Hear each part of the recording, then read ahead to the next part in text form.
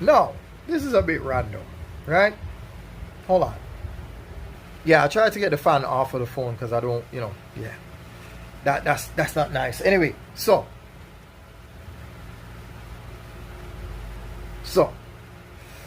recently I've been enjoying quite a bit of content from the Jackson podcast. Yeah? It has been a dope ride, right, thus far. Because to see him go back and forth with Rashad Evans, knowing the beef that they had, there's something about that's it's what we wanted out of Matt Hoffa and Disaster. That's what we wanted, but we didn't get that. Still didn't shoot the fair one since, but that's a story for a different day, right? So instead of battle rap, today is MMA, and no, what am I supposed to say? There is a different guest. It wasn't Rashad. It was one of his opponents, but it wasn't Rashad this time. This guest came on.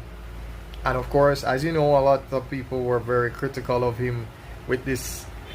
Yeah, I saw the comments, right? I saw the comments and people were like, what is he even talking about? Anyhow,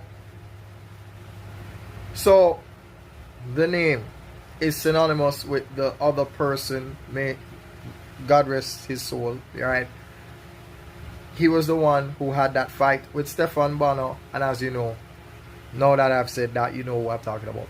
So Forrest Griffin was on the Jackson podcast, and for some strange reason, well, I wouldn't say strange, Rampage said, well, he watched the fight over, and he thought that, objectively, he actually believed he won the fight.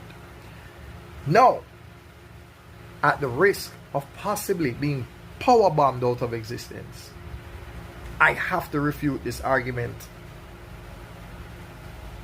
as subtly as I can.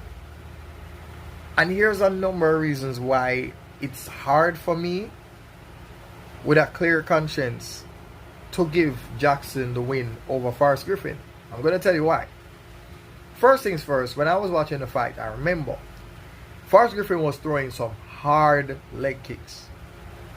Rampage did not check not one of those leg kicks. He didn't check them. He didn't even attempt to check them. He got kicked so hard, he spun around and landed back on the leg. And I'm like, that's a big guy. You kicked him so hard that he spun?